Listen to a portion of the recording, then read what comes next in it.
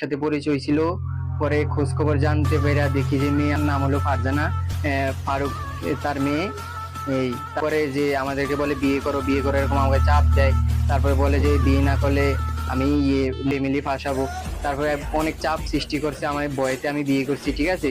তারপরে করার পরে ওই মেয়েকে বিয়ে করার পরে নিয়ে গেছি, নিয়ে 1 ঘন্টার মাথায় বিয়ে করার পরে ও বলে যে বাসায় চলে যাবে। হ্যাঁ, আমি তাৎক্ষণিক বাসায় দিয়ে দিছি। দেওয়ার পরে বলছে কি কাবিন নামাটা তাহলে আমাকে দাও, আমাদের যে বিয়ে হয়েছে আমরা এটা প্রমাণ দিব, ঠিক আছে। তো কাবিন নামাটা আমার কাছ থেকে নিয়ে গেছে ও চালাকি করে, তখন আমি বুঝতে পারিনি। নেওয়া যাওয়ার পরে এখন ওর ফ্যামিলির সাথে সবাই সাথে পারে না এবং ছিল না।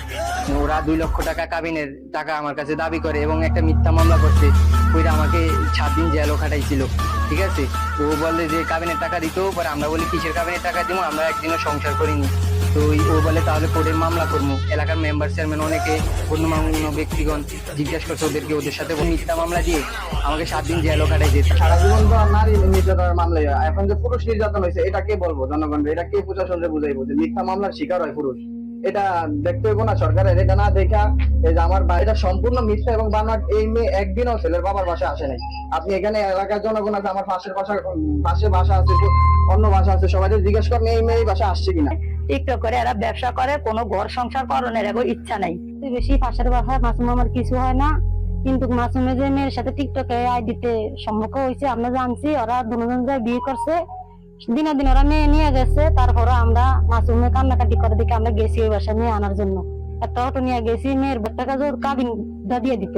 কারণ আমরা কাছে কিসের কাবিন, মেয়ে কি সংসার করছিল না হইলে আমরা পাইতো এটা আমাদেরকে দিতে হবে, না হলে আমি আইনের ব্যবস্থা নিবো। তো আমরা বলছি ঠিক আছে, এলাকার লোকজন আছে যা করে তা করবো। এই কথা করে আমরা আয়া করছি, হেরা মামলা দিছে, মাসুম 7 দিন জেলও কাটছে এবং তারপরে হেরা টাকা চায়। টিকটক করতো, টিকটকের মাধ্যমে মাসুমের সাথে পরিচয় হয়।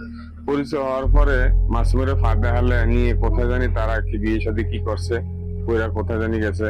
তারপরে ওর বাবা এবং ওর মা, মেয়ের বাবা এবং মা যখন আমাকে বলছে আর আমি যেভাবে হোক মেয়েকে আইনের দিনে 3টা-4টার দিকে এলাকার গণ্যমান্য মানুষ নিয়ে সর্দিন মাস্টার ছিল এবং হান্নান ছিল, তারপরে আরো লোকজন সোহেল হালাদার ছিল, এরা সহ নিয়ে মেয়ের মার হাতে মেয়েকে হুঁসিয়ে দিছি। দেয়া কোর্টে একটা যৌতুক মামলা করে।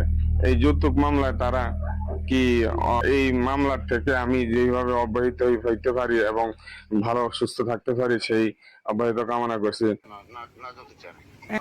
কাজ করতেছে ব্যাপারটা বসার কথা ছিল। হ্যাঁ জি, ওদের একটা মেয়ে নাকি তোমার বিদেশে না কই থাকে। হ্যাঁ, ওই মেয়েটা একাধিক বিয়ে টিয়ে করে টুরে। হ্যাঁ, ফ্যামিলি এরকম। জি, এখন একটা ফ্যামিলিকে একা খালি খালি নির্যাতন করতেছে।